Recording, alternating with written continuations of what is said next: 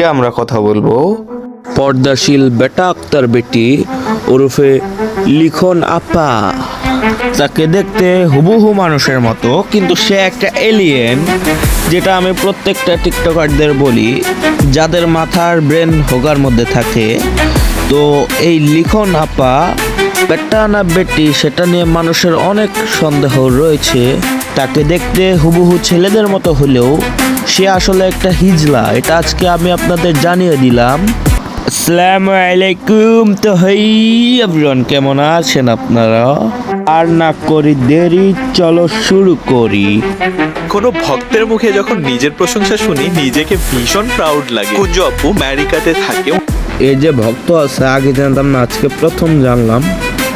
তো যদিও একে আমি কিছুদিন হলোই দেখতেছি, বেশি তিরিং বিরিং করতেছে, তার পোস্টটা আমার সামনে আসতেছে। তো উনি বলল যে ওর ভক্ত নাকি আমেরিকাতে থাকে, আমেরিকা না আমেরিকাতে থাকে। তো বুঝেনি তো সবাই। তো চলুন পরের ভিডিও দেখা আসা যাক। মঞ্জিল আপু কমেন্ট করছে হাঁটা দেখে ফিদা হয়ে গেলাম। Oh really, thank you so much.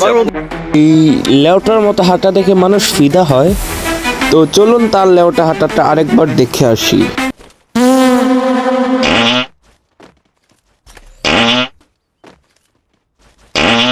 তো আপনারা দেখতেই পাইলেন এর হাঁটার স্টাইলটা কত সুন্দর।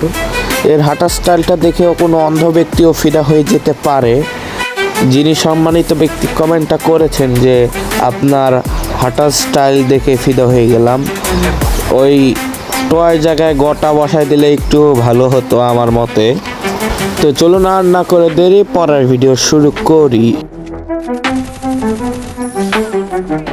এ ভাই, এটা টিকটকার লেউটা মামুনের মানা, ও নিয়ে এখানে কি করে? মার্জিয়া আপু কমেন্ট করছে ভাইয়া আপনাকে আইব বাচ্চুর মতো লাগে। আমি বুঝি না, সবাই আমাকে শাকিব খান, বিভিন্ন সিঙ্গার, বিভিন্ন নায়কের সাথে কম্পেয়ার করে। যে সম্মানিত ব্যক্তিগুলো যে বলে একে শাকিব খানের মতো দেখতে, আমি তাদেরকে একটা কথাই বলতে চাই, তোমাদের হোকা থেকে চোখ বের করে তোমাদের চোখের জায়গায় চোখ লাগাও, নাহলে তোমাদের ভবিষ্যতে অনেক সমস্যা হতে পারে।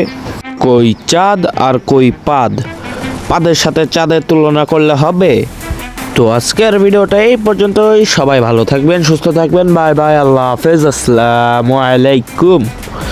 তো আর যারা আমার আগের ভিডিও দেখতে চান আমার চ্যানেলে দেওয়া আছে, আশা করি আপনাদের ভালো লাগবে, মজা পাবেন।